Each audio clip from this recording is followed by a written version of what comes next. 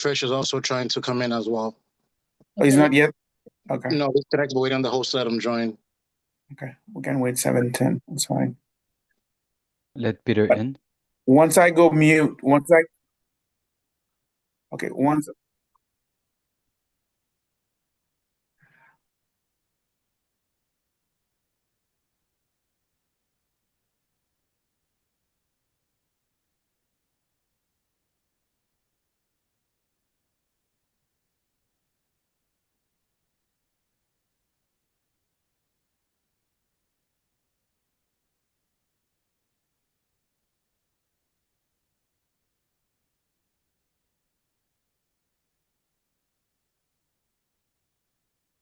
Jules, you there? I'm here. Yes, I'm here. Go ahead. What is the question? No, you just stopped talking. You said once I go mute, and then No. I stopped talking because I knew Yeah. we're on the live YouTube. So now I'm gonna go to mute, Fabi. I'm gonna turn it over to you, okay?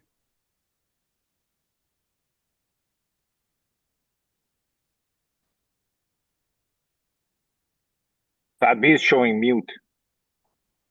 Fabi, you're mute.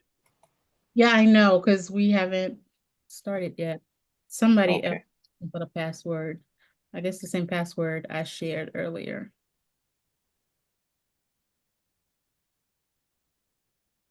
We have some people trying to come in. Should I give them that password? Yes. Okay. Which password I have? You have a few messages, but Bobby, one can that- you put the password? Can you respond to Diane? I don't know the password. That's what I'm doing right now. Okay.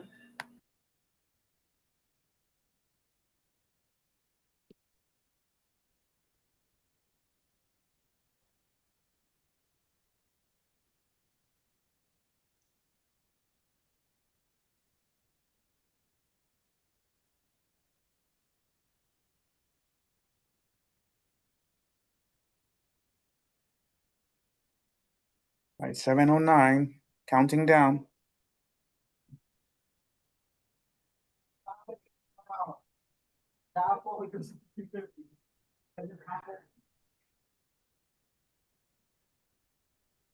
You guys let me know when you guys are ready to let them in. is Peter in yet? Let me see. Peter Fish. I see Cynthia Lebel, Joël Potinski, Philippe Charles, Nadine Frédéric, Le Prophète, Joe Garçon, Guitel Nicolo. There is he. I see Peter. I'm allowing him in. Okay. Hi, Peter. Bonsoir, Peter. Comment est? He's on mute, maybe. It's Oh, okay, 7:10. okay. I have my microphone off. Yes, hello, I'm there. Thank you. Welcome. Thank you very much. It's 7:10. 7:10. It's a pleasure to have you. So, do you guys want us to start allowing them? Fabi, you got the lead? Are you going to drive the slides? At your cue, you tell me. If you're the one talking, I'm gonna switch. Alain, if you're showing now, if you wanna stop sharing, Okay. so I can do, yeah. So No problem. at your cue, Fabi, I will proceed. Okay, you can Okay, You let can me go. put it I'm up. going on mute. So now I'm just gonna I'm gonna hear your cue, and then I'll do, and Vanessa can do as well. Okay. Okay. Hold on, let me share. Hold on, dear.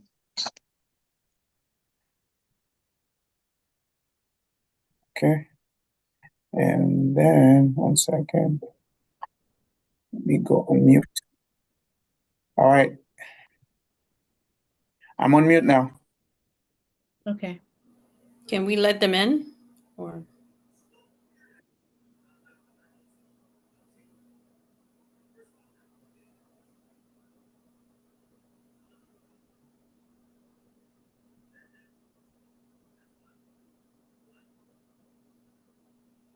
can we admit them, Fabi? He is admitting them.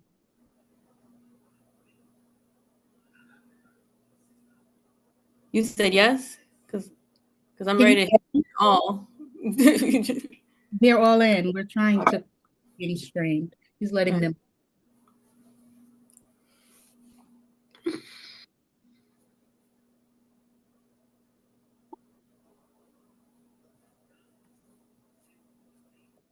Good evening, everyone. We're about to start soon, and we're sorry for the wait.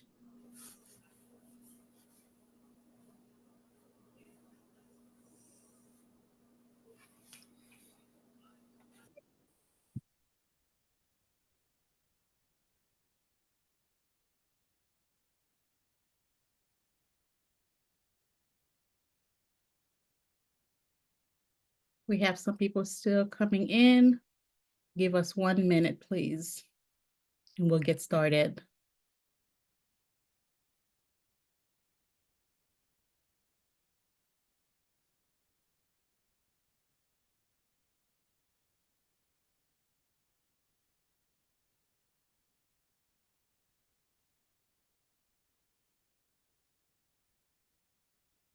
Okay, I think we can get started.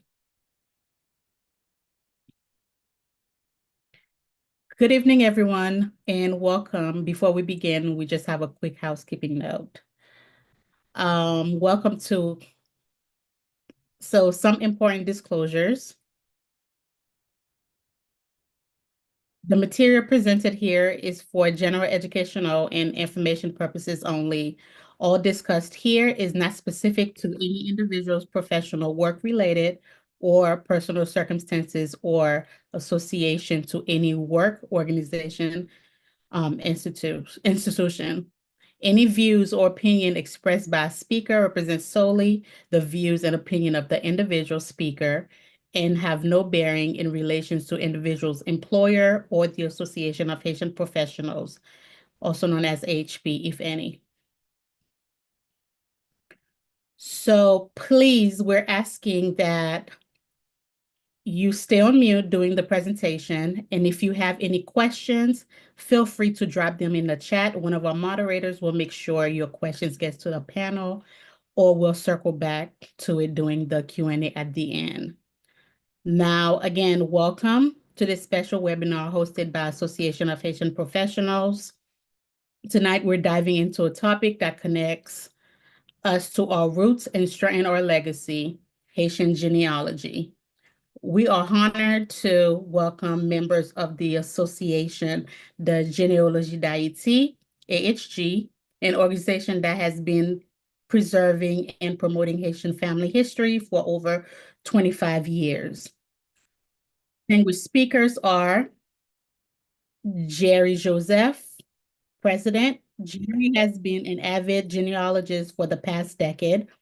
When assisting others, his cultural knowledge and analytical research help decipher family ties. In April 2024, Jerry was selected as president of the association, AGH. This bridges the younger generation, the Younger Haitian Genealogy platform to AHG's established tenure. AGH has been the reference for Haitian family research for 25 years. Jerry remains focused in developing the Haitian genealogy platform. His vision is to make resources accessible to Haitians in the diaspora and Haiti. Next, Jill. Next, we have Peter Frisch. Peter was born in Port-au-Prince. From a very young age, he developed a passion for history. At the age of 16, began pursuing genealogy. This was perhaps, he read, you see the word, it's kicking my butt, as he is a direct descendant of historian Thomas Madieu. Already in 1976, he was visiting the Archives Archives Nationales d'Haïti, researching civil registration records concerning his ancestors. Over the years, he has developed expertise in the particularities specific to Haitian genealogical research. A member of the Société Haïtienne d'Histoire, de Géographie et de Géologie. Peter is the author of several articles in the SHHGG Journal, the Conjunction Journal, and the Genealogie et Histoire de la Caraïbe Journal. He's also the author of 3 major works on the history and genealogy of Haitian families, on which he has conducted extensive research. Peter is among pioneers in Haitian genealogy at a time when few people found interest in it, along with Gilles Ducou, Robert Bus, and Maxime Dew. He is a founding member of the association, the Genealogy d'Haïti, of which he is the vice president. Next. Gilles Hudico was born and raised in Haiti, and now lives in Montreal, a pilot by profession. He began practicing his career in Haiti in 1986, working there for several years before immigrating to Canada in 1990. Gilles' journey into Haitian genealogy began in 1997 with a box of his late father's papers containing two families' genealogies. Using genealogy software, he digitized the information, interviewed his elderly mother, and reached out to relatives working via email. He created a public website where he shared his family tree, quickly amassing about 6,000 names and attracting Haitians from around the globe who recognized relatives and began contributing their own genealogical data. Along with Peter, Robert Buns, and Maxime Dehoub, he became a founding member of the Association de Généalogie d'Haïti, AGH, over 25 years ago. The association has become a vital resource containing several hundred thousand records, enabling people to trace their Haitian heritage back to the 1700s and preserving invaluable historical records for future generations. Alain Pierre Ethart was born in and raised in New York and has been a resident of Miami, Florida for over 20 years. He currently works as a paralegal and legal interpreter in downtown Miami, bringing his multilingual skills to his professional practice. Alain's passions for Haitian genealogy and history began in 1998, and he has remained committed to preserving and sharing this rich heritage with over 20 years of experience in genealogical and historical research. Alain is dedicated to contributing to the mission of preserving Haiti's legacy and ensuring that future generations understand their family lineage and history. Looking forward, Alain wants to extend the reach of the association even further. He is also a member of the board of directors. With the advancement of technology, including digitized records, social media, and DNA testing, Alain believes the possibilities for connecting the Haitian diaspora are endless. This is AHP's second session on genealogy since 2022. We're thrilled to continue exploring this rich, meaningful topic with you. And with that, we'll pass it on to AGH.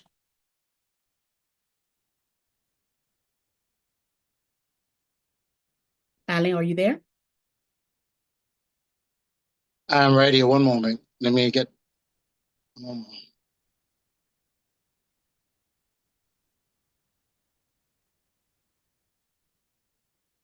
Go ahead, Jerry.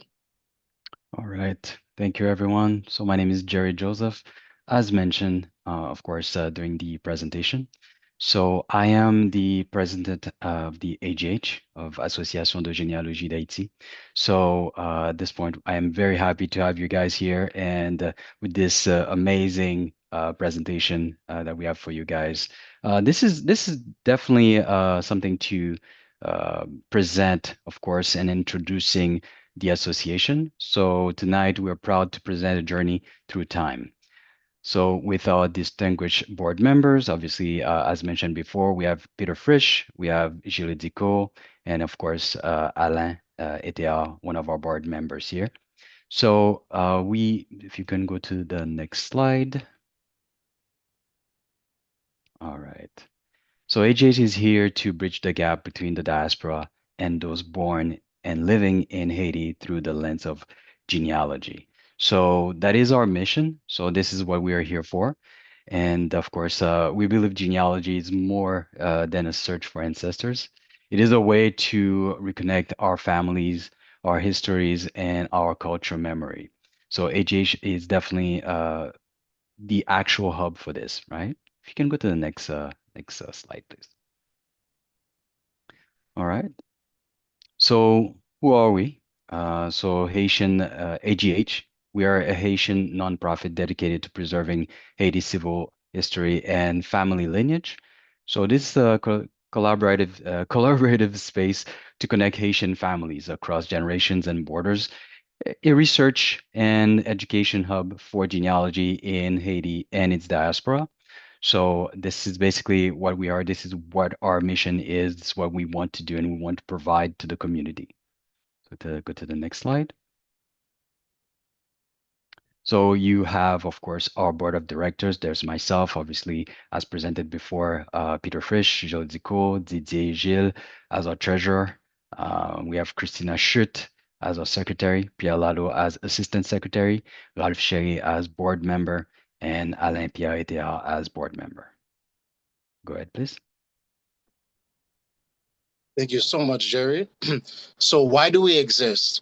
AGH empowers individuals and families to discover, preserve, and document their Haitian ancestry through access to civil and church records. There's access to historical birth, marriage, death, and baptism records, the foundation for piecing together your family's past and verifying your ancestor stories. Genealogical databases, search and connect through our extensive databases, which include over 1 million individuals and 196,000 acts, and then some. Community collaboration. Collaborate with a passionate community of genealogists, family members, and history lovers who can aid your research, solve difficult brick walls, and celebrate your discoveries together. We also do have educational programs where you can improve your skills and knowledge through workshops and webinars, training sessions, and lectures designed to guide you on your genealogical journey.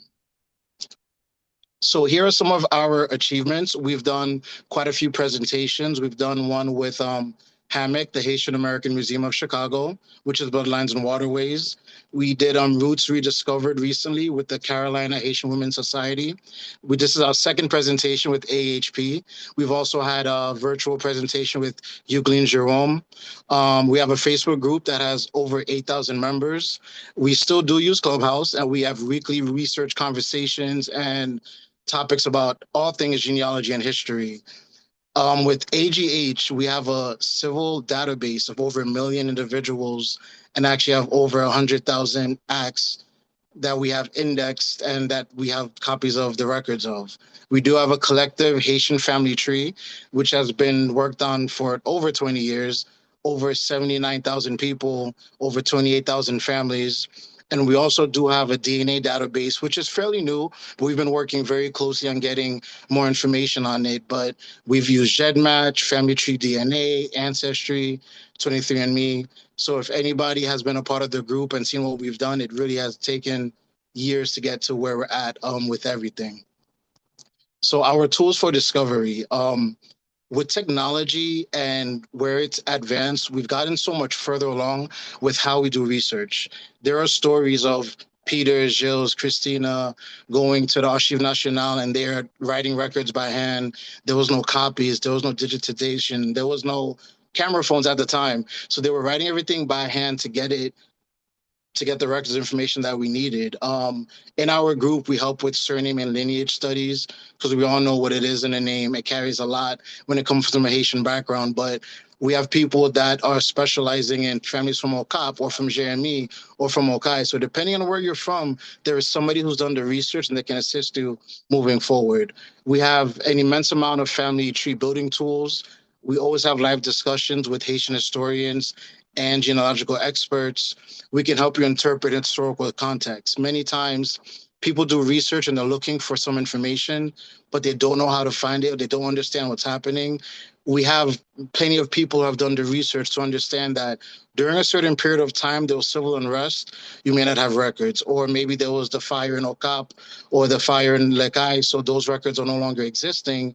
So we have to base it on historical books that were written during that time. So there's many aspects that go into that. We also help navigate French, Haitian, Creole, and Spanish documents because the documents come in all language, mostly in French and cursive. Sometimes it's difficult for the newer generation to break it down, but we have a lot of us who have been there from the beginning who can help understand it. Also, if you see to the right-hand side, like French translation, help for beginners, on our Facebook group, we also have quite a few guides and tools to help you understand it and how to get through it. Because once again, if you weren't raised speaking French or understanding the language or knowing about the records, it may be hard for you to understand it. Also, they don't teach cursive in school anymore. So a lot of times we see that a lot of the posts are, I need help. I don't understand. How do I get to it? You know, and when I started my journey in 1998, I didn't have all of these tools at hand. So it's a beautiful thing to see the advancement of technology assist us moving over.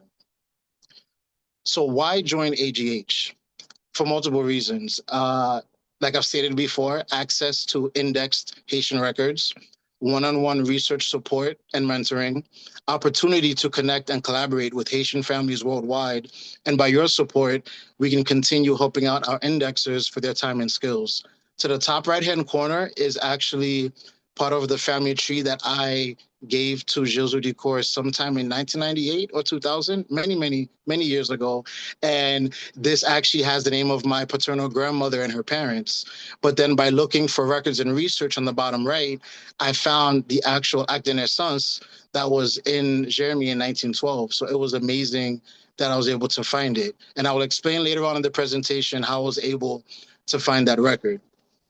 So I'm going to give you guys a little breakdown of AGH and how it works. So this is their main screen that we use to research for names. You can look for the last name, the first name, what kind of research, the type of act, which would be marriage, death, divorce, and the fourth one after type of act, it'll be were they the person who passed away, were they the mother, the father, even down to the commune, because you know looking for, let's say, the last name, Joseph, sorry, Jerry, you have to be specific on where you're looking for. It's a common last name, Joseph, Paul, Jean Paul. Those are very common last names, and you can't just throw it out there. You're going to get hundreds of search results. So here, I was looking for Jean-Louis Zamor. I was looking for his death, and he was the one that passed away.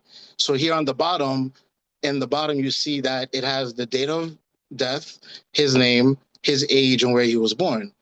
So it's amazing to know that you can find this information. Now, what I did is that as a member of AGH, I'm able to pull up the indexed record. Now, this indexed record has all the information that you need. The civil officer who signed the document, the page that it's on, the date of the act, and it also has more information like where he was born. It says he was a natural born son, which means that Jean-Baptiste is his father, but has no name. It states that his father was deceased at the time his son passed away.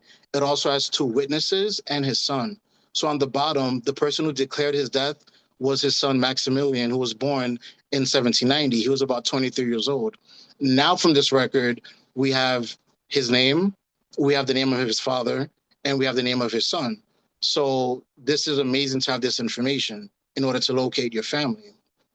Now, family search records, some of you know what family search is. We've used them, we've co-partnered with them recently and had a few demonstrations with them as well. They've been an integral part of digitizing our records because they've been given permission to digitize the records. So what I did was I searched on their site to go and look for the record, and I pulled up the actual acte de décès where it says here that Jean-Louis Zamor died at the age of 57 years old, and he was a native of Port-au-Prince, and he's the natural son of Jean-Baptiste, but not sure what Jean-Baptiste's last name was or who his mother was, which happens a lot during these times. But also here it says that Maximilian was 23 years old and he was the son of the deceased. But then looking more in the record, you can see the signature of the civil officer, you can see the signature of his son. So this is something that helps you find more information. Sometimes the records aren't indexed in Family Search, but we do have a team that does work on indexing these records to make it easier for all of us to locate all of the information that we need at hand. I'm going to dig a little bit deeper to give you guys more info on what you can find being a part of AGH and being a part of the group. So this is the marriage record from 1842 for his son, Jean-Baptiste Trésil. So he got married in 1842, and he is also a native of Port-au-Prince. And he is the legitimate son of Jean-Louis Zamore, and then his mother is also listed. So this also shows proof that this man is his father. And this is another record found on Family Search. Sometimes not everything is indexed. When I started doing my research, I had to read through 600 pages of the books just to find a record. Now it's a little bit easier with the index team and the research team, and we have a plethora of information at your disposal. All you have to do is ask, but it's beautiful to see that you can find these records, because coming from somebody who started 20 years ago, I was writing it by hand. There was no documentation, there was no software. My mom wouldn't allow me to buy the software. So these are records that can be found, and once again, if you need help, we're here to help you. This is what we are here for. Now, this record is pretty cool. So this is a marriage record from 1789, when Haiti was still Saint-Domingue at the moment. And this is the marriage record of Jean-Louis Zamore and his wife. So it lists here that his name was Jean-Louis, surnom Zamore. So surnom is more of a name that he was known by. It translates into nickname, but it's more like he was known by that name. Now, I don't know if he was born Zamore and they still let him use his name. I don't know if he was Jean Louis, if he took the name, if he was given the name. These are things that we don't know unless we find more information. But it does state that during his marriage, he was a free man of color. And it also states that after that, in this third red line, that he considers that by his act of emancipation, registered on October 29th, 1789, he is of legal age and stipulates for himself in his name and with his consent. So he was emancipated 2 months before he was wed. Now, we have had some luck in finding emancipation documents from Saint Domingue. It does take a little bit of work, but if you're interested in tracing your family back as far as you can go, this is the group to be a part of. And also his wife, BBN, she was also freed in August of 1783. But when you dig deeper into her line, you see that her mother was actually from Africa. So you see that her mother was enslaved and brought over to Saint Domingue, and she was freed, and her three children were freed as well. So on the bottom of this record, you also have their son Jean Pierre, who would have been born around July of 1787. The other son, Louis, who would have been born around February of 1785, and their daughter, Marceline, who would have been born around September of 1782. So these records give us so much information on what we need to find, and it really helps us pinpoint who our ancestors are, where they're from, and who they were, and how they entered into figuring out. Now, what I love to find out where Jean-Louis Zamore came from, where the name Zamore came from, I would love to. Would I be able to find it? I don't know. I would have to really look through some emancipation, documents and really look it out. But just so you guys are aware, based on these records, Jean-Louis Zamore, his son Maximilian, is actually the grandfather of the late 24th president, Auguste Zamore. So we do know that there is some African lineage, there's some lineage that goes there into this, late Haitian president, which I find to be amazing. So now I'm going to invite Gilles up to us to speak with us, and he's going to share a story of how he used genealogy to actually find his past and connect it with some of his history.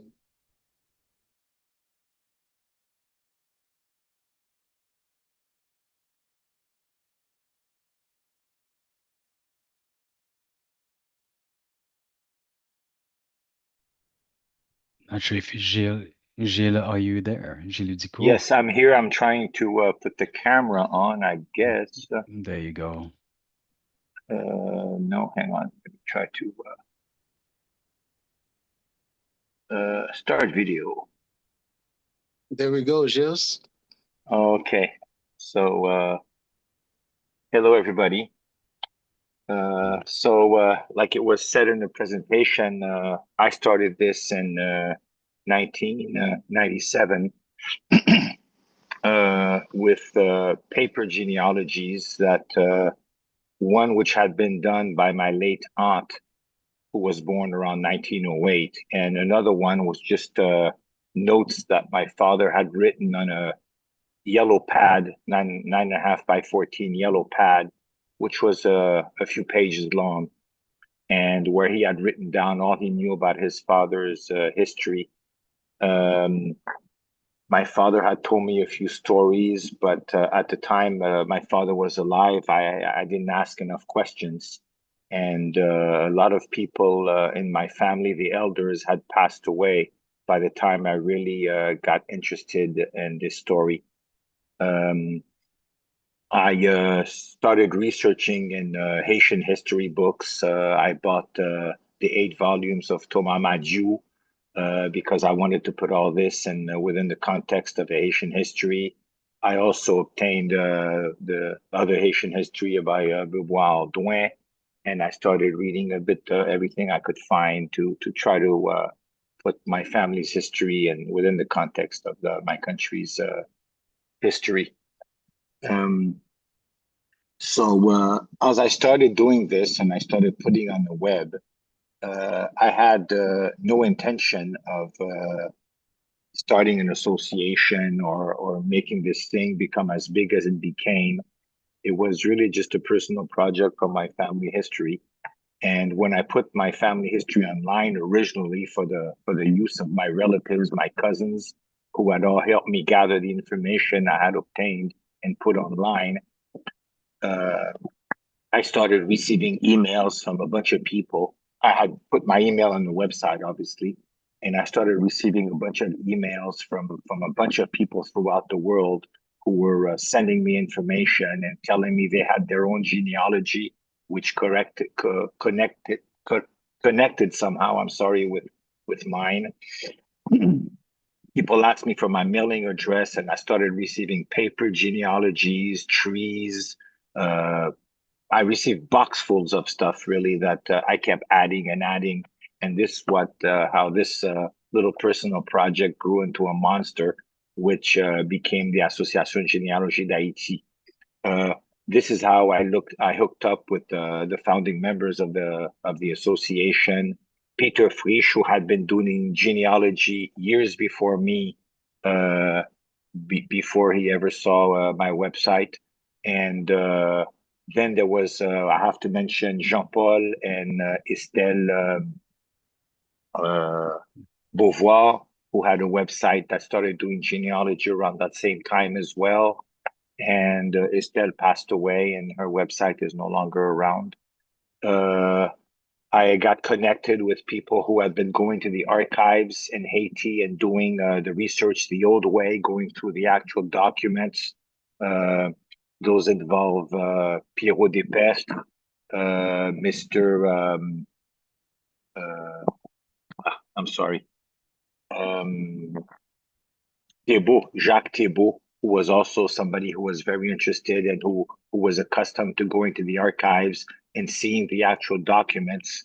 And it's through Jacques Thibault, Peter Frisch, and Pierrot Despestre that I discovered that the actual archives, the paper archives, still existed in Haiti, because I had always been told they had been burned in the endless wars and revolutions we had, and the many city fires as well. And when I discovered that those archives still existed, that's when we all got together and decided we had to do something to make these archives available to the general public, because there was obviously a very big interest uh, of Haitians in the country, but also within the diaspora, which was probably much more present in line than the Haitians in Haiti at the time. So that's how AGH came to be. Now, most of these people, Peter is about my age.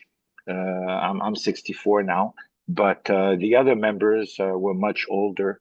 Um, and so it's in the past few years that we noticed that this new group had popped up on Facebook with Jerry Joseph, who had a much younger group who started showing interest in genealogy. And we eventually started talking, and we decided that we had to team up rather than do parallel work. And this is how this present group came to be. So that's about all I have to say. Again.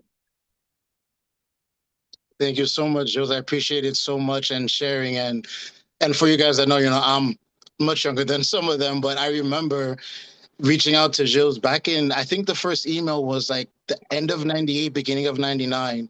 And I was talking about the Bois Canal family in Bois Tonnerre. And I'm like, hey, I think this is my family. My grandma gave me information.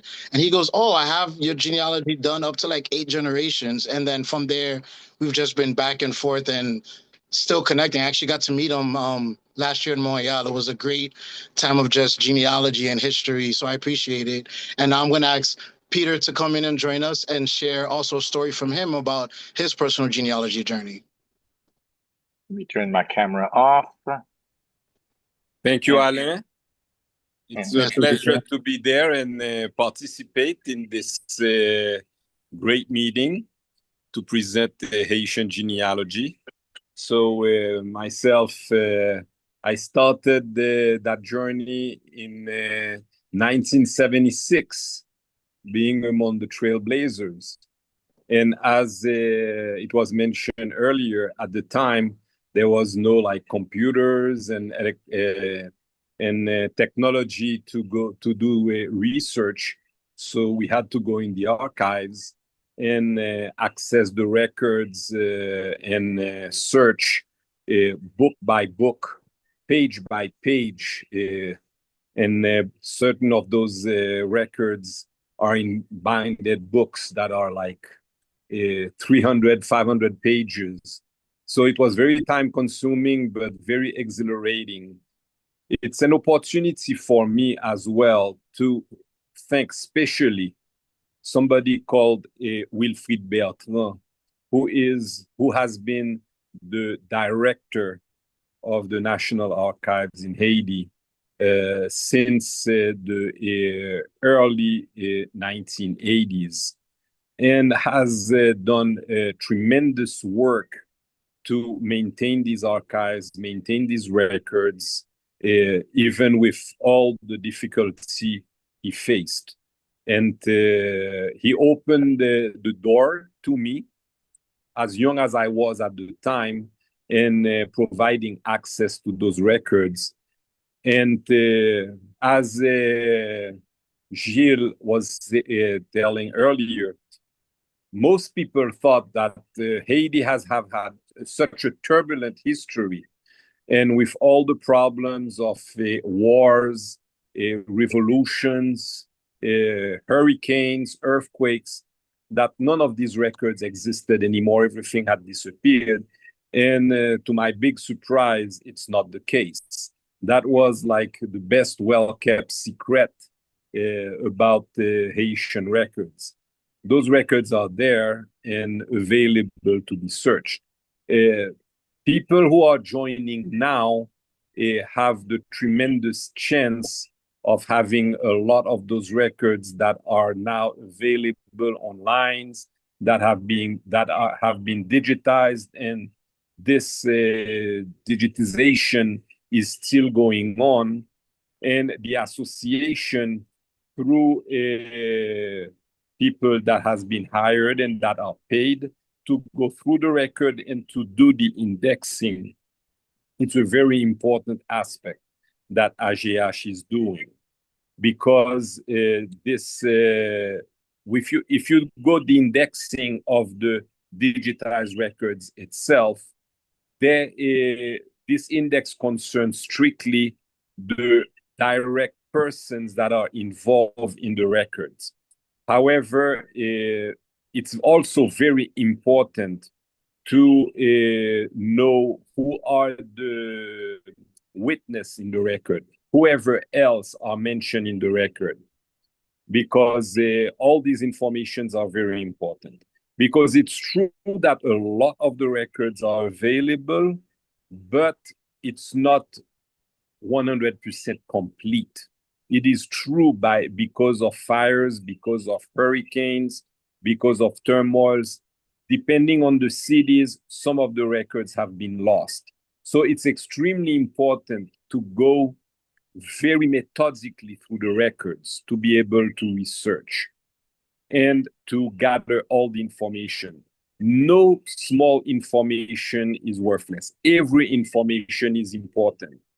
And if I can give an advice, is to search as many records as possible on your family.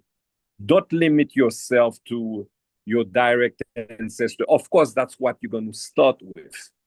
Your parents, your grandparents, your great-grandparents, but also search the sidelines, the uncles, the aunts, the cousins, because very often a direct ancestor's record that is not available, it's through the record of a brother or a sister that you are able to make the link and go further back. This is often an image that I like to use in genealogy. If you cannot enter the house through the front door, go through the back door. And if you cannot enter the back door, look for a window. There will always be an access somewhere to break down that brick wall. So my experience was also starting at a young age. I had the chance of having a lot of my elders that were still alive. And I questioned as much as possible all of these elders and noted all the information. And this is what I can suggest to everyone who wants to start their genealogy. The first step is question all the elders that are alive. You may face some people that may not be very willing to provide information, but keep on trying. You would be very surprised.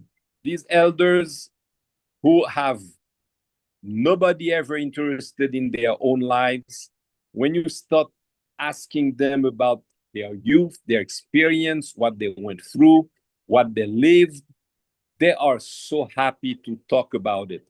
And it can go for hours. And it's a great, great, great experience. I have to say for myself, genealogy has become like a drug. It's something that I breathe and I live on a permanent basis. And it has grown beyond my personal genealogy. Because once you finish searching your family tree, you go beyond, you keep on helping the others. You find yourself enjoying so much the research. You start researching for others. You start helping others to find the information. If there's one thing that is very important, is to share. Spreading the information is the best way to preserve it. Some people like, to save it like, it's gold. It's my information. I keep it to myself. But once that person is gone, that information is gone as well. Once that record has been kept like a big secret, not to share with others, like it's the treasures of les joyaux de la couronne d'Angleterre, once that person is gone, it's that information and that record is gone with them. So myself, I love to share as much as possible. If I have a picture of an ancestor, I love sharing that picture with as many people as possible, because that's the best way to preserve it. Once you have something that is only one unit, if that one unit is lost, it's lost forever. But if it's shared with many and you have many of them, if one person loses it, it can be found somewhere else. And I enjoy and love that, more and more of these pictures, more and more of these records are being digitized, are being put online, because that's the best way for them to be preserved for the future generations. So so this is part of my experience. Also, we could go on forever. I can say, for instance, Haitian records have its peculiarities, for instance. which can make it a challenge for beginners. From one generation to another, very often the family name change. You can see that, a family name that is being carried today goes back to an ancestor it was the first name of that ancestor. And the last name was a different last name. And you go back another generation, and it was the reverse as well. And in my own tree, I've found that a few times. So also, very important to search all the records. Don't limit yourself to one record. And we are here to help. We are here to give you the helping hand to start that journey. For the ones who have not started, and for the ones who have started, we are there to help you continue that journey. So this is what I had to share. And further down, when we'll have the Q&A, if there are some specific questions that any of us can answer, I will be glad to contribute. Merci un peu, Peter. Thank you so very much. Thank you so very much for all the information. Gilles and Peter are two of the OGs in Haitian genealogy and history, so they know a lot of information and things of the sort. Gilles, you want to add something? I think Gilles raised his hand. So I'm gonna go off for from what Peter and Gilles also said. It is a special niche to search for this kind of information. It's not just, let me look for a name, look for a record. There's different spellings. You also have to think about the migrations to Haiti in the 19th century. You had people from Germany, from Poland, from Lebanon, from southern China, from Italy. So you have different languages, different pronunciations of different names. You have things like the D and the T can be interchanged. The I and the Y can be interchanged. The French and Creole. There's so many things that happen into getting one record. So it's best to ask. And like Peter said, don't hide any information. Because if you reach out to us and asking questions, but you don't give us any info, we can't find it. And I could tell you 8 times out of 10, there is somebody who's already started the information or started the search, and they may be able to get the information for you. I've put on so many posts on the Facebook group, me being a seasoned genealogist, and somebody's like, oh, that's my great aunt, or that's my uncle. And from there, we make the connection. Then we have the oral history, we have photos, we have paper records, and now we have DNA to solidify that we're actually, all connected. So it's really, truly amazing. So now I'm leaving it up to Jerry, because now he has some great finds of finding his past with his genealogy and his ancestry. Can I just put in one word before Jerry comes online? Go ahead, Jill. Go ahead, Jill. Go ahead. Peter said something which reminded me of a very important subject, pictures. When you talk to your elders and they show you those old photo albums, okay, they know who the people on those pictures are. And you may think you remember, but 15 years from now, when that elder has passed on and you end up opening that box with all those pictures, you're going to have forgotten who 3/4 of the people in the pictures are. And when those family pictures have no more names on it, they almost become worthless. So it's very important when you're questioning your elders about your ancestor, and that elder opens an old shoebox that she pulls out from under the bed and starts showing you, you better pull out your pencil and start writing in the back of the pictures who those pictures are. Because I saw many people who came and showed me a bunch of family pictures that they found, and they had no idea who these pictures represented. And that is the saddest thing that can happen, is when you have pictures of your great-grandmother or great-grandfather, but you don't know who that person is. So that's very important also. I would like to add one thing to rebound on what Gilles just said. It's not just a question of writing in the back of these old pictures of generations past that the elders in your family still know who they are, and to put the name once and for all before they pass. But remember, do it as well for your current pictures. It's evident that you know every person on the pictures of our current generation, but in the back of these pictures, also write the names of who is on the picture, the date where it was taken, where it was taken, and if possible, even what was the occasion. Because these pictures who are current will become history in a few years and even more a few decades. Because your grandchildren and great grandchildren will not know what they are.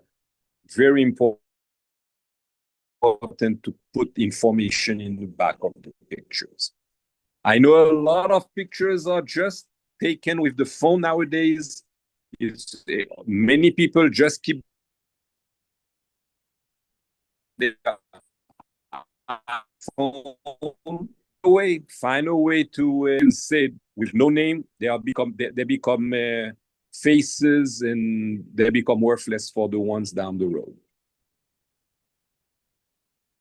I agree. I agree. Thank you both so very much. It's very important what they said because even ourselves, we all like in the group, even the board members have pictures of ancestors and family members. We don't have no clue who they are because they get passed down, they get shared, nobody writes in the back, and it really makes it more difficult to find some information. So I appreciate you both for giving those points. And now I'll go ahead and let Jerry explain how his family became from Jean-Louis to Joseph. Go ahead, Jerry. Thank you so much, Alain. So many valuable points. I think there are a few things I wanted to point out, and it's a little bit funny to me because when I believe Peter said genealogy became a kind of addictive, and we want to say, I don't know if this was into the what was advised at the beginning of the meeting. There is no genealogist anonymous, so we're not responsible if you become addicted just as a joke, but it is addictive. It is to know that you are the person that is, of course, chosen by your ancestors because that's what we are. Everyone here, there's something that pushed you to be part of this meeting, right? So you are definitely the family historian, and that is your responsibility to, as Peter mentioned, to document, make sure that you have information that is of course that is of course transferred to your next of kin, anyone that you notice that is interested. That information cannot be lost. Haitian genealogy is the only entity taking care or doing anything that is, of course, related to genealogy for Haitians. And I will definitely show you afterwards how you can help us. Going back again to something that was mentioned regarding, of course, how names do change throughout time, name of ancestors and so on.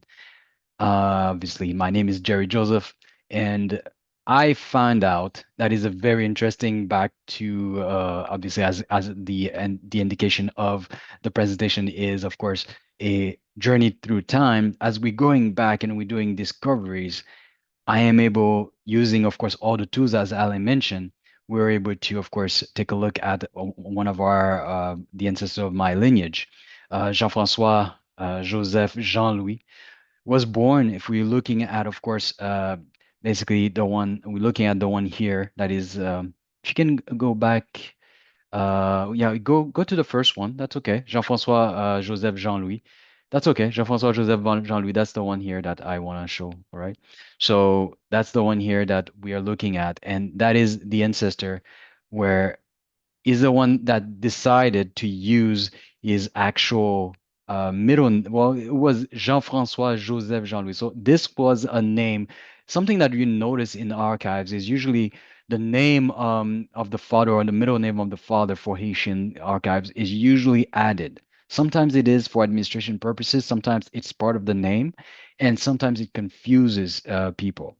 So he ended up basically using his actual middle name as Joseph as the actual last name. So all through his birth name, although his birth name was Jean-Louis, he consistently used Joseph in public life, as we can see here. And we can see how when he was born, he was also I was able to find that information through one of our members, Christina Schutt. She has a book that because obviously we're using a lot of sources, and this book is, of course, regarding a book of Daniel Supplice, and within that, which is a book for all militaries that basically passed through Haiti, not all of them, but a few. If you look at the bottom right, a little bit above the signature, says Joseph François élu en juin. Like he was basically elected in June 1880 as a senator, right? And that senator is my second great grandfather. Okay, so if we go to the next one, Alain. So Joseph Francois is the father of Rochefort, which is my great grandfather, and he's been using his last name, his name as Joseph, and as a result, his children adopted Joseph as their surname, of course, making the marking the moment the family officially shifted from Jean-Louis to Joseph. As we can see here, we can see Jean-François's father was Michel Joseph Jean-Louis, born in Arcaillère in 1789, and his father before that was Joseph Jean-Louis. So that's how, as Peter was mentioning, that's how names get switched around. That's one of the situations. And it's always great to when you dig into the archives, as we can see here, you find some documents, especially if we can see here below it says his full name, well, his name that he used, Citoyen François Joseph Major Général de Division, Senator of the Republic. So that's a document that we were able to find as well during our research. So that's one of the cases. Go to the next slide. This next slide is a very interesting story. Again, we are going back, finding our ancestors and the different cases and the situations that happen. I know every single researcher here, they have one story that is so amazing, such stories that we basically usually talked about in our clubhouse and so on. So for these ancestors, which is my great grandmother, which is the spouse of Rochefort, my great grandmother's name, Edovia Aurubin. So for years, the search I've been searching for her. When I started about 20 years ago, but when I got deeply into genealogy, it was about 10 to 15 years ago, and I basically decided to interview a lot of the elders, trying to figure out the name and trying to, of course, do my genealogy tree. And for years, the search for Edovia Aurubin. So I've been the names that were given to me. I've used those, trying to, of course, piece it up together to find out exactly, where she came from, information about her, and so on, right? So basically it led to a dead end basically for 4 years. 4 years couldn't find any Edovia whatsoever, right? So that was before we had indexing and we had a possibility to just search in archives. So no trace of her in the archives, no baptism records under her name, and so on. And family members recall her as Edovia. Others saw that it was Marie-Louise or even Elizabeth. That is something that will happen a lot in Haitian genealogy because there's always the actual name and there's the name that the person is being called by their whole life. Everybody knows them by that name, but nobody knows their real name. So that is the something that will always happen in genealogy. So as you can see, I was scratching my head here. Is it Marie-Louise? Is it Edovia? Is it Marie-Rose? Is it Elizabeth? There was Elizabeth in the mix as well. So the funniest situation, if you go to the next slide, I want to basically set up the stage for this because as we searching for ancestors, I do believe that ancestors want to be found as well. And that situation, I basically mentioned that story a lot of times. And one day I was sitting on the sofa and actually I was trying to, of course, figure out and going through all the baptisms of l'Église Saint-Pierre and I actually fell asleep. And as I fell asleep, I think my my hand fell on the keyboard, basically that is the key that was basically for changing pages. And as I fell a bit drowsy, I fell asleep. I basically flipped through a bunch of pages that I basically I did not want to go back through the page of 300 pages. So I woke up, I'm like, well, let me continue. And I flip one or two pages, and guess what? If you look at the top right, her name was there, Marie Rose, born on July 13th, right there. And I could have missed it just by 1 second and have to start over again. And I can see her mother, her father, and I was able, if you look further under, right under here where it says Adovia in highlights, this is from a marriage record. There's a section also next to the bottom left, middle left. You can see here Acte de Mariage, which is a marriage record of Philippe Grégoire Rochefort, my great grandfather, and Marie-Louise Elizabeth Edovia Orubin. So I've been searching for Edovia like the whole time, and it was never under Edovia. And again, confirming there was the date. This is a paper clip of the date of her funerals. It says Veuve Rochefort Joseph. So basically, the widow of Rochefort Joseph, née Edovia Orubin, will be, of course, announced late for basically a service for a funeral. So this is a case that was such an amazing situation where you definitely have to believe that the ancestors want to be found. So that was my story about research regarding, of course, Haitian genealogy. I thank you so much, Jerry. And for those of you who haven't been along on the genealogy journey with all of us, it's taken a lot of us years to get information. Like I have lineages where it's taken me 6 years to find out how I'm going to get the information. And Jerry, like myself, has had so many brick walls. And like, I'm so happy he was able to present because for years, Jerry's like, you know what? I can't find anybody. We can't find this. And it happens because we have to work, we have to live, we're researching. And I'm just like, oh my gosh, Jerry can finally, present his family. But it's like, that's how it happens. You're just there, tired, bored. Or I'm talking to Jerry on WhatsApp. Hey, how's work? And he's like, I found my great grandmother. Oh my goodness. I'm like, it's only been 5 years. You finally found it. But it's in those moments that you want to stop, you hit the brick wall and you're fed up is when you find it. Because it happens to us so many times, random phone calls, text messages. Hey, this is who I found. So I'm just going to share a testimony and I have another one as well. This is from one of our somewhat newly members, not newly per se, but she has been really going in when it comes to doing research and finding records. So what she said is that when I joined the Facebook page for the Association de Genealogie d'Haïti in 2021, it was a game changer for me. The support I received from its members, along with its expertise and knowledge they shared with me, motivated me and kindled me into my passion for Haitian history, which has since become an integral part of my genealogy research.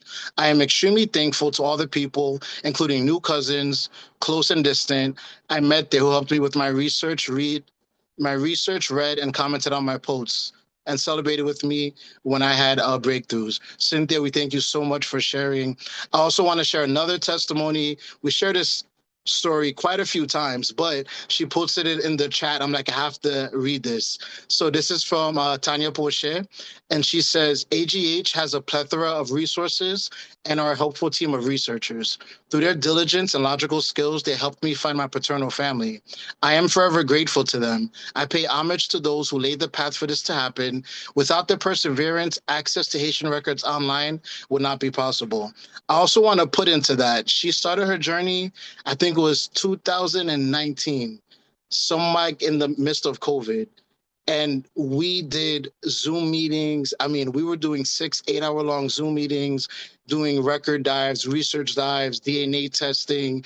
And finally, about 2 years later, on the end of December 2021, she was able to find her paternal family, met cousins, aunts, uncles, photos. So with the help of our group, she was able to find what she was looking for. It may have taken her 2 years, but now she can proceed moving forward in life with knowing that she has her paternal family, and there's records and those photos. So anything is possible. You just have to take the time to do that research. All right. So be a part of our movement. Sponsor an indexing project. Volunteer for indexing or translation. Share your family stories with our community. Like Peter, Jill, Jerry, myself said, share your stories, share the photos. If you don't share, there's no representation. If you're not a part of the group, there's no representation. If you're a diaspora and you don't speak Creole well, you don't speak French well, you can't read, there are people there to help you. I was born in New York. People say my Creole is long or whatever the case may be. My French conversation is not the best, but there are people that will help you. Do not be embarrassed by asking anything. We're there to help. You can join AGH and contribute your family information and helping us grow more. All right then. So this is, of course, the almost the end for us here. We just want to let you know, of course, we invite you to join our Facebook group if you're not part of it yet, because this is where it's happening. Obviously, family subject for Haitians sometimes can be a very private and sensitive subject, actually. So that's why we have a private group on Facebook, and obviously we try to provide as possible, and of course we keep everyone's privacy within the group. That is important to us. So you can join us our Facebook group. We are also on TikTok, Instagram, YouTube. This is of course when we need to post about general information, but where it's happening is definitely in the Facebook group. So make sure that you answer about our membership questions before you get in, so we can of course you can ask questions within the group so we can help you, right? As well, we basically what we do, of course, within the group, you can ask questions, and of course, and you can have definitely help from the community and so on, right? As you can see our Facebook group, you can go to the next slide. Go ahead. And to do the work that we do, this is of course something that is very important to us lately, because we have 8,000 people in our Facebook group, and we want to provide as much help as possible. This, of course, cost because we are volunteers. We do receive a certain amount of membership amounts when it comes to AGH for the access of our database. But this is, of course, to make sure that we have our employees in Haiti that are basically taking care of indexing and inscribing, retranscribing, of course, the information for our database. That money goes straight directly. We don't take any salaries, nothing whatsoever. But at the same time, the AGH association does need your help, very much so, because right now what we're trying to do, we understand that things are not easy right now in Haiti. We do have Archive National, but the entity, as I mentioned before, that is taking care of doing genealogy, it's us. There's no one else, and there's you.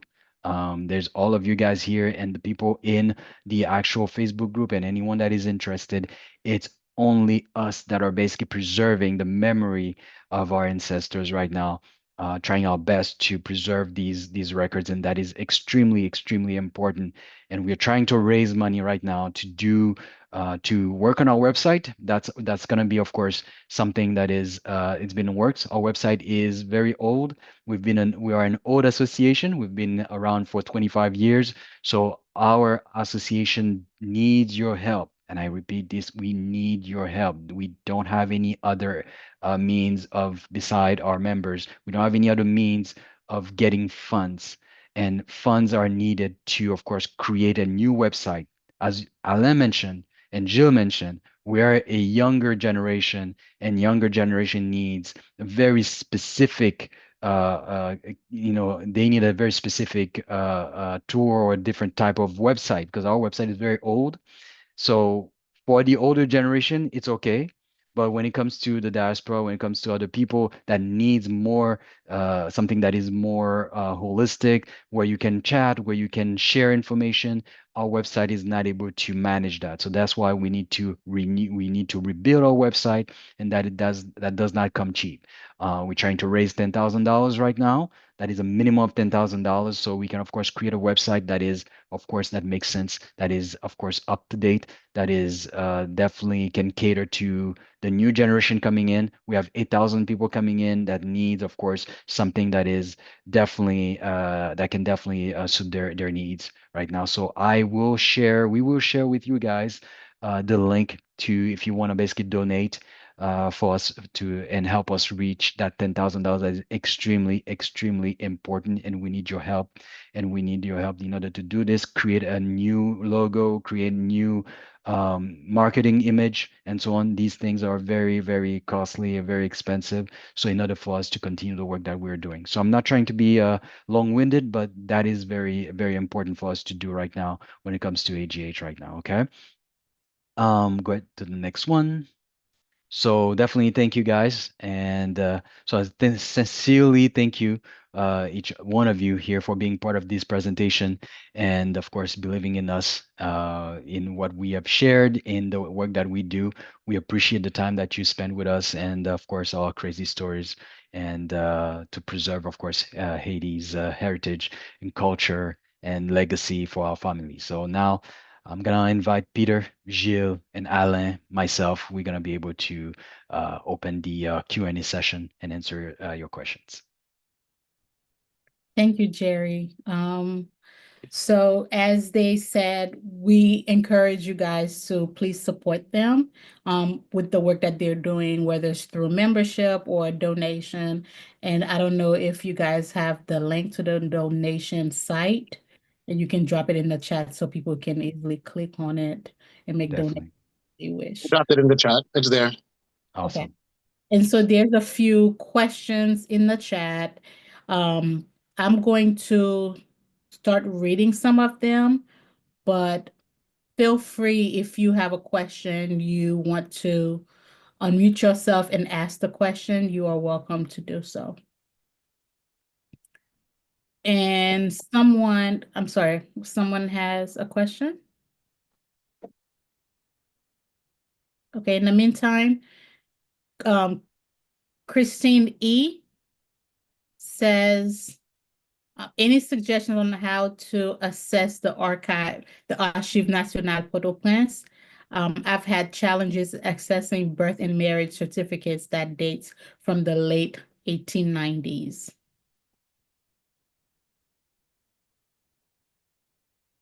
You want to go ahead, Alain? So first, it depends on what she is looking for in the 1890s. It could be maybe the names that you're looking for. The names could be inverted because for 1890s Port-au-Prince, they typically do have plenty of records. But also it could be the fact that it's possible that your family was not from Port-au-Prince. They're from another city, which happens quite often. Like I thought my dad's family was from Port-au-Prince, but they're actually from Saint Mark and other areas in Latibonite. So it's possible that there is something else that we may need to look for. But if you have any questions, you can message one of us on the side or message me on the side or on Facebook or any of the avenues, and we can try to go ahead and help you out with that because it's very possible that maybe you just need help learning how to look for the records or how to search for them because once again, there's a lot of things with the spelling and the names and the titles. So go ahead and reach out and I'll go ahead and try my best to help you. It could be a very simple thing of, like I said, they're from another city and they migrated to Port-au-Prince, or the names could just be researched wrong. Right. May I add something? Yes. Mm-hmm. Okay, I wanted to say in that case of if you, for instance, you are going through the digitized records, searching through the digitized records that are on Family Search, very often the best way to go about it is do not put all the information. Just start, for instance, with the last name only. Don't put first names. Just put the last name. And for instance, if you think it's Port-au-Prince, don't put Port-au-Prince. Put West, which is for Département de l'Ouest, where Port-au-Prince is located. Just say West Haiti. And you could be surprised that things shows up. Information shows up on that name. Very often the indexing that is done on Family Search as well is not because it's cursive writing in the record. Sometimes the letters are not read correctly. A U can be taken for an N, or an N can be taken for a U, and so forth. And because of that, the name that is indexed can be wrong. So it's very important to go through the different aspect. You have to tweak it, go around it to be able to find the records. Sometimes I've put names like, for instance, Buteau, okay? And I just write but to see what else comes. And I can find a Buteau of a different spelling. And it happened to be the record I'm looking for. So you have to kind of truly open your mind to different avenues of doing the research. And this is how we are there as an association to help and sometimes search for you and see what we can find.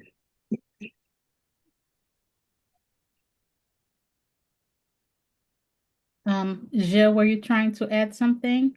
I was going to add something as well. Do not forget also that if your grandmother was born in 1895, but that her parents only decided to go declare her 5 years later, she's going to have a date of birth of 1895, but she's going to be in the 1900 book because in 1900 is when she was declared.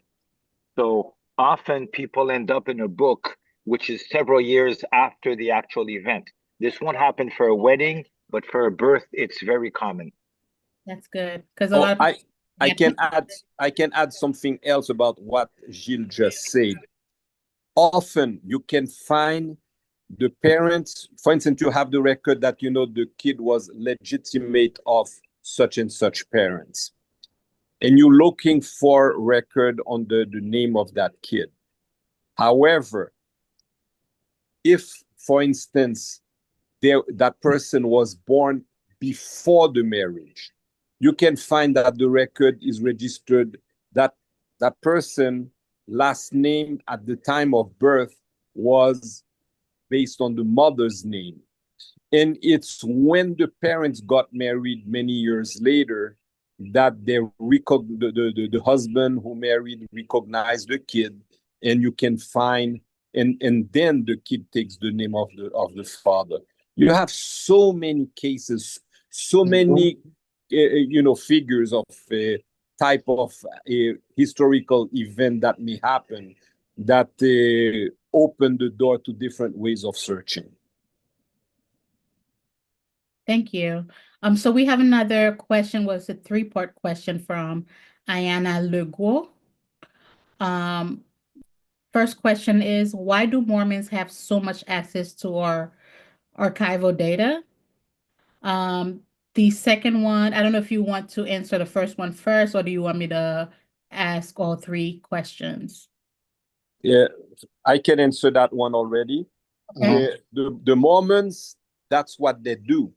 They go around the world because in their philosophy, in their way of, their religious belief, families have to do family trees because they have to reconnect to their ancestors.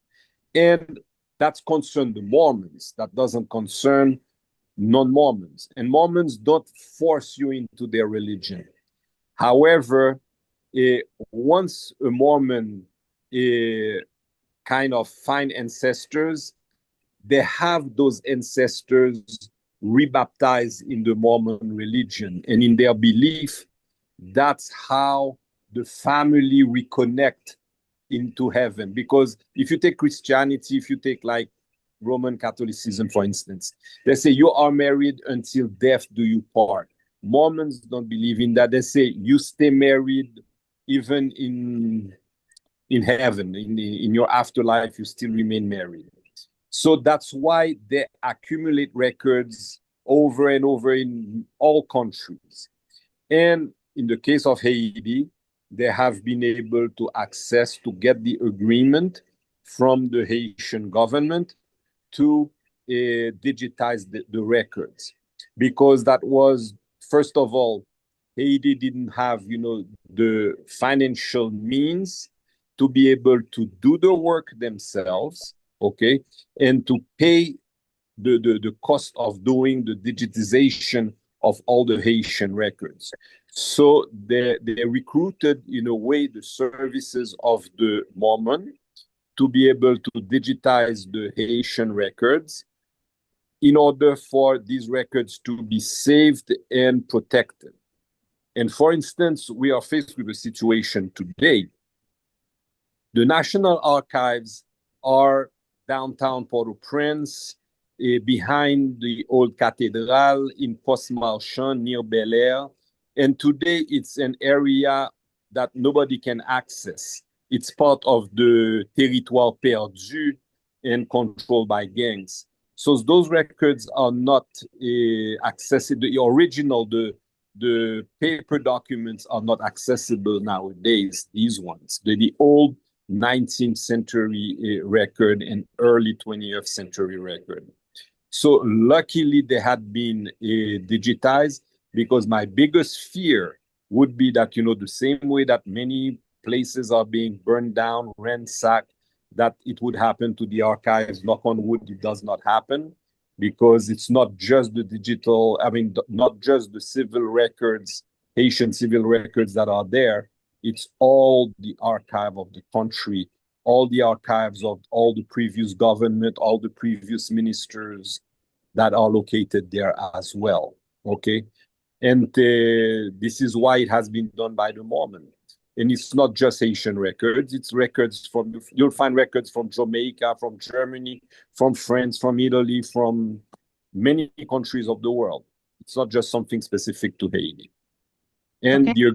the agreement always is they do the digitization, they provide it to the National Archives, it's available for them, but they are entitled for the work they do to have that those digitized records available on their website in order for researchers to be able to have access to the records.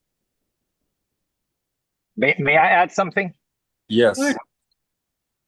About the Mormons. When we started our project, AGH project, I used to go down to the Mormon Family Research Center in Montreal. They had a big office here to go look at microfilms from the French period. And I found a few documents there. And I saw that they had so many countries, but they didn't have Haiti. And we contacted them and asked them why they had not done Haiti. And they told us that they had attempted, but they had encountered a lot of red tape and maybe attempts at wanting the Mormons to pay to do the Haitian archives.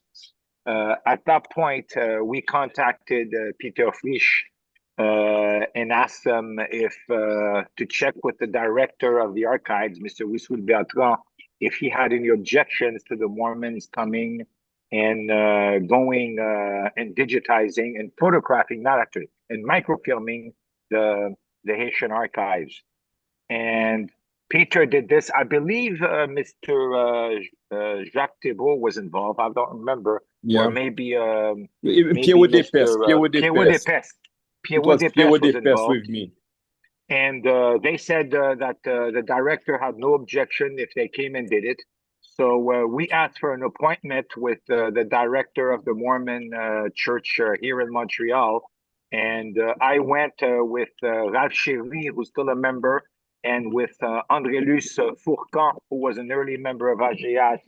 And we met with the gentleman, and we told them that if the Mormon church was willing to go back to Haiti to digitize, to microfilm the Haitian archives, that we can assure that they would have 100% collaboration from the director, and there would be no red tape and no need to pay anything or anybody. And we put them in contact with Wilfried Bertrand, and this is how this project started. It's really thanks to AGH's effort that we now have this resources available to us. Thank you. And so her next question is, well, I guess I'll ask both of them together. Go How ahead. does someone volunteer, intern, or join your group? And then the last question is, I have used your platform. It was helpful, but there were gaps between family DNA records, oral histories, and what is in your records. How can I submit data to you all so that your records get updated? So to answer the first part of her question, What I'm going to do is that in the main chat, I will drop the Facebook link. Sorry, my computer just went out. I will drop the Facebook link as well as I'll drop the Facebook link as well as the AGH link so that you can have all that information on there for you. And also, oh, Mama, sorry guys, technical difficulties. Okay, I will drop the link for Facebook and for AGH to be a part of it. If you want to be a part of any of the projects for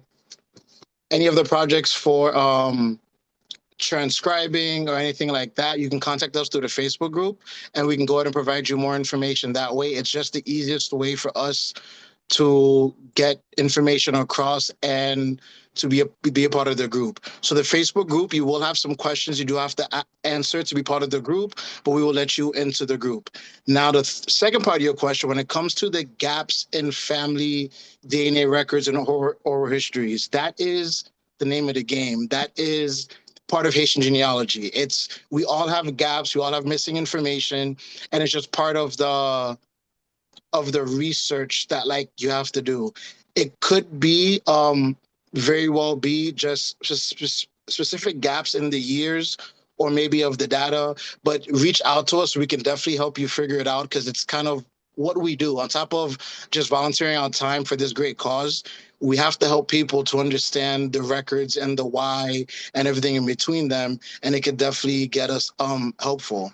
And also, if you do want to update information, you can reach out to us separately. We do have an email for AGH where we do submit family genealogies and information for us to update it. Because me myself, when I started my research and went on AGH, I saw that they had my paternal family all out of whack, and I sent them an update for them to update it so it is correct. So you can go ahead and update the information for us to have it correct on there. Go ahead, Fabi. I'd like, Okay. if I could say something, Jerry, of course, it's something I wanted to discuss within the AGH group and not throw it out there in front of everybody. But originally, the AGH database, the family database, was open to anybody, and only the archives database was for members. And then we had to eventually, because we had financial problems, we had to close the family database and make it open to members only. Of course, the membership is only what? It's $30 a year, is it? No, That's correct. you have two rates, $30, or you can contribute $100. Okay. It's $30 a year to be able to access to the genealogy database on Families. AGH. But what I was going to suggest to AGH is that we do a campaign where we would offer free membership for like 60 days or 90 days to anybody so they can see what data is available and they could maybe correct or send new data about their families instead of having the AGH membership be paid from day one. We could have maybe a free period, and that would maybe allow people to access the database, see what's there, get involved, and interact with people. And then after a certain grace period, they could start becoming a paying member with the $30 a year Exactly. subscription. Well, I don't know if you guys would agree to that. Well, I want to just piggyback on what Jill is mentioning. So our rate when it comes to membership is $30 per year. If you want to be a supporting member have access to everything. So that is $100 per year. But if you want to pay in increments, so there's a possibility to pay $40 every 4 months. Okay, so these are the three amounts. So $30 for the full year, which is just member access. So you don't have access to the details as Alan was showing, but you do have access to see if the information is there. So that could be an alternative where people can just use that $30 to see if the information is on there.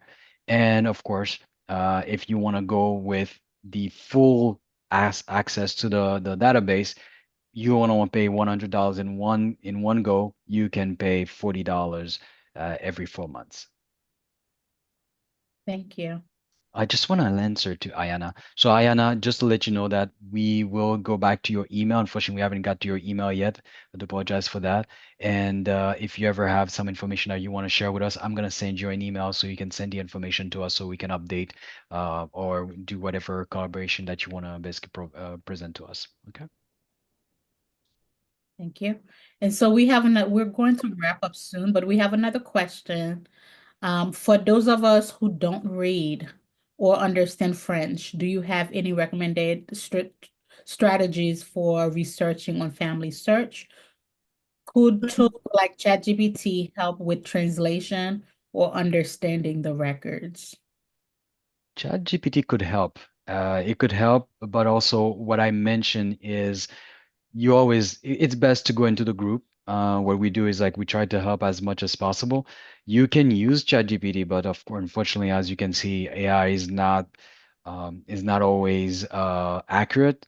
So in order for you to understand, there's also a context, the context of the life in Haiti. So that context sometimes escape an AI, but you can always ask the question in the group if you want to use an AI and you want to confirm some information that you got from that AI, you can do so as well. But your best bet is to, of course, get into the group. You can do a screenshot of the actual page that you're trying to transcribe or understand, and we can try our best to help you out. Thank you. And I don't know if you guys wanted to keep taking more questions, but I know we're limited on times, so it's really up to you. We still have about 49 people here. We can Anyway, take a few more questions. I wanted to add a little something just before we reach the end of our gathering. Sure. It's genealogy is not something that is limited to just accumulating dates and names. This is the first step, but it's very important also to link it to history, the history of the country where the ancestor came from, that ancestor, the history of the town, of the area, the events that that ancestor went through and which marked that person's life. It makes that person comes alive again through your stories, and write as much of it as possible. And these are the type of information you can gather from elders, anything that you can gather about the lives the ancestor went through, and also going through books and history books and social studies book that helps you create the environment and relive the environment these ancestors and the experience they made, and the choice they made in their lives, which makes who we are today. Thank you.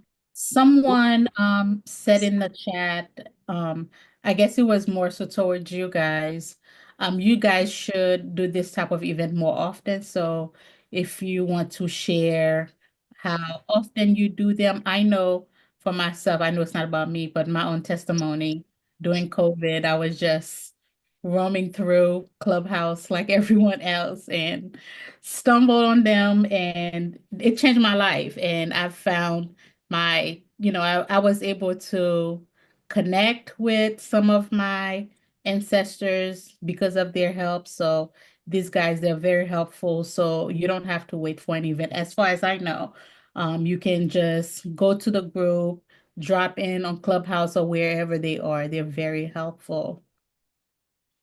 Want to add something? Keep in mind, I definitely understand the need. Us here at the board of directors, definitely understand the hungriness for genealogy and to have more resources. Again, you have to support us. We are volunteers. A lot of us here, we work. We have a 9 to 5, but keep in mind, in order for us to become the association that we want to be, we have to have a website. The website is gonna be the hub of what we are going to be. It's not gonna be somewhere in Haiti, or it's the website, because Haitian genealogy is all over the world. We have people in Chile, we have people in Australia, we have people in United States, we have people in France, we have people everywhere, we have people in Haiti. So everyone, because genealogy, you can't do genealogy just by yourself. We have to connect. So in order for us to do these things, in order for us to get employees, in order to do these events, in order to get someone to do social media, we need funds. The best way, you can of course try to see if you can have some ancestors on our website. I am not against that. Your best way to help us right now at this instant, I want to basically reiterate this. It's very important, is to support us to create a new website. And that website, we need at least that amount of money that you saw on the link. So please go on the link. At least you can basically support us with as low as $25. We have 8,000 people in the group. If you're able to put that $25, we're gonna get to our actual goal. So please support us. So in order for us to get a website that can be, of course, supporting our ancestors and memory. Thank you so much. Thank you. While you all make your way to the chat to grab the link or click on the link, HP expresses utmost appreciation to featured panelists for contributing generously time, knowledge, and know-how to educate and bring greater understanding on the subject and importance of genealogy for preservation of our Haitian heritage. Thank you guys so much for all that you do and for doing this presentation with us today. Thank you to you. Thanks to you. Thanks to HP for organizing this. Thank you so much to Gilles and to Fabi. Thank you Good. for the time. Thank you as well for allowing us and giving the opportunity to share our experience and what AGH is doing. Thank you.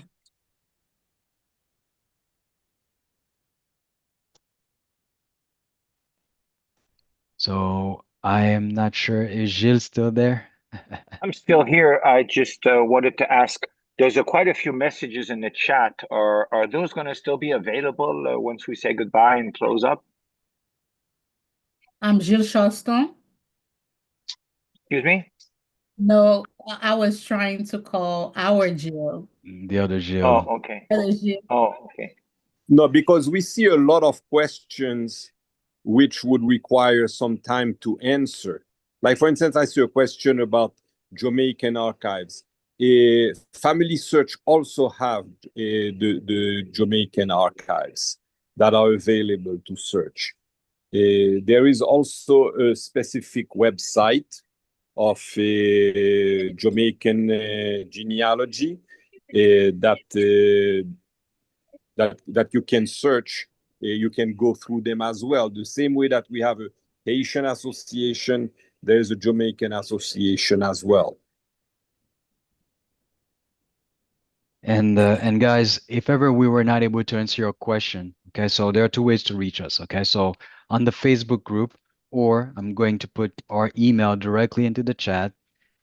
Before Fabi and Gilles Charleston closes for AHP, I'm going to basically put this email there. So make sure you contact us through info@agh.qc.ca if you have specific questions about trees and so on.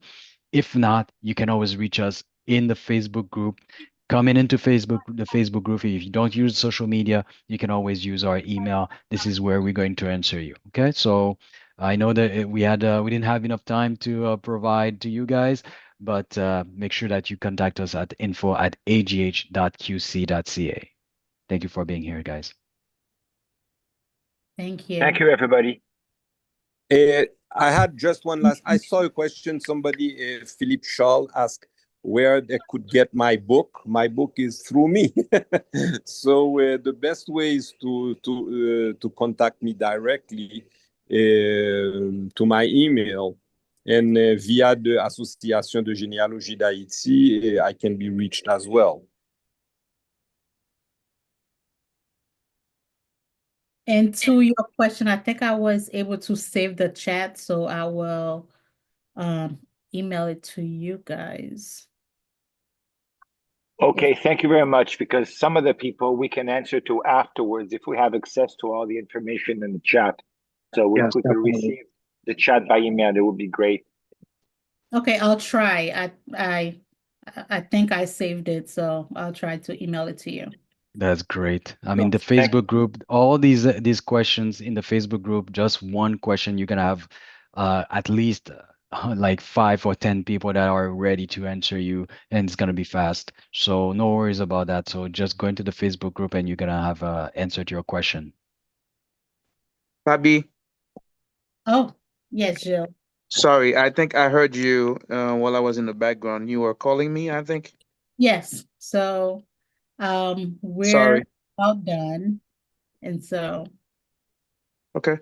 So what did you want to close out in terms of, because I heard there's still some pending questions in the chat.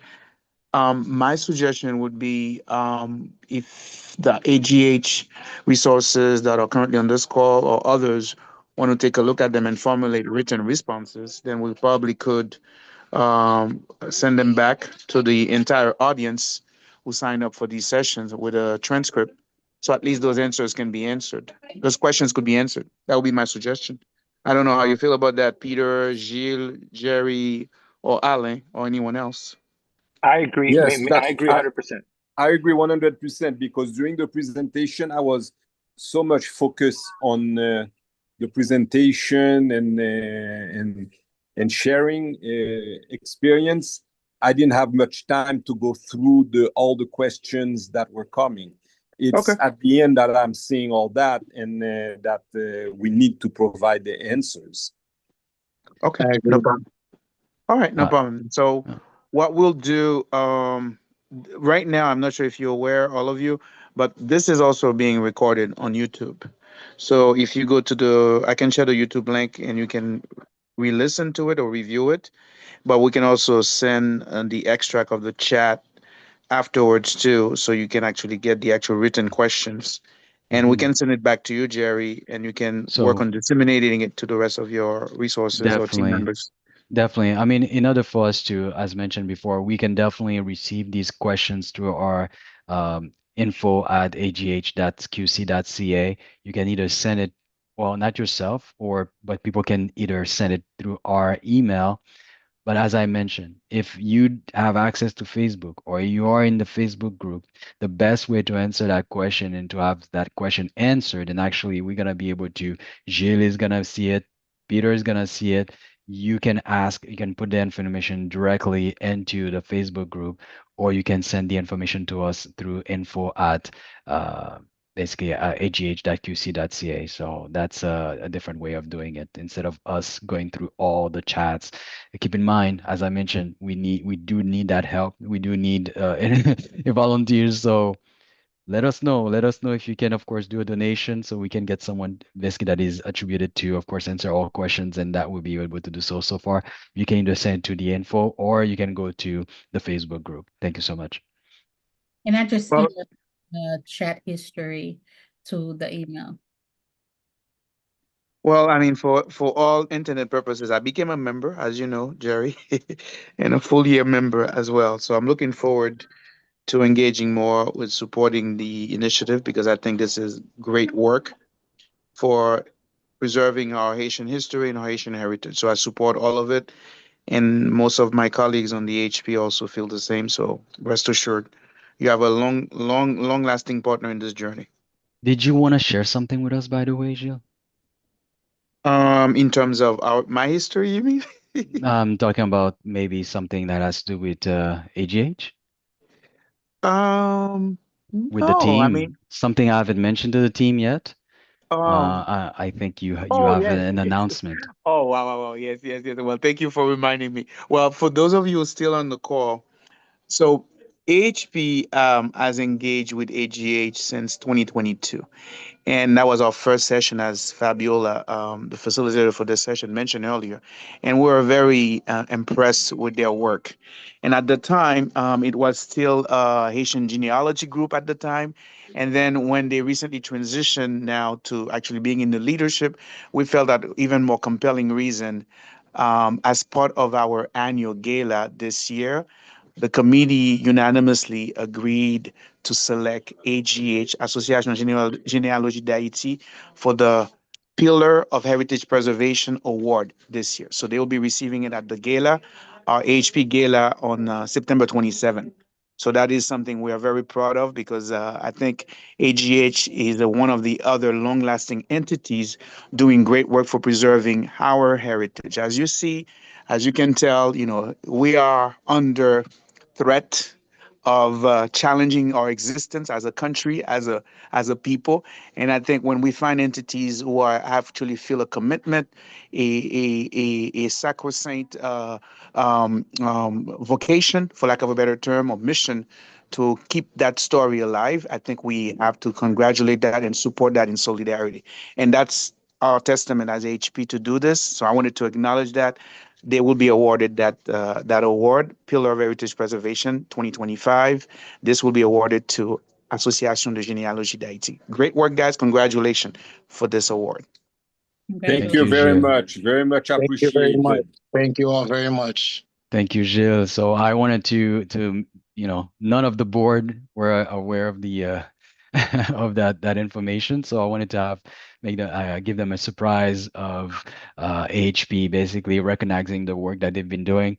We know Gilles and that basically started the association, and Peter Frisch. You guys have been around and you've done an amazing job, and we're happy to be working with you guys, and to be part of AGH is definitely something that is an honor for us, me and Alain, and yeah. So thank you so much, AHP, for that recognition. Greatly appreciated. Well deserved. We're only doing our part. Thank you. This is wonderful. Absolutely wonderful. So thank you, Gilles. Are we closing shop? Yeah. Yes, back to you, Fabi. Thank you. With that said, guys, again, thank you so much for doing this. I know we've said goodbyes at least 3 times now, but we just, the work that you guys are doing is amazing. We cannot thank you enough. But thank you. And you guys have a good night. Thank you, and have a good night as well. Have a good evening. Thank you so much, everybody. Thank you for your support. Good evening, everybody. Good evening, Bye-bye, everybody. Thank you. Good night, everyone. Good night.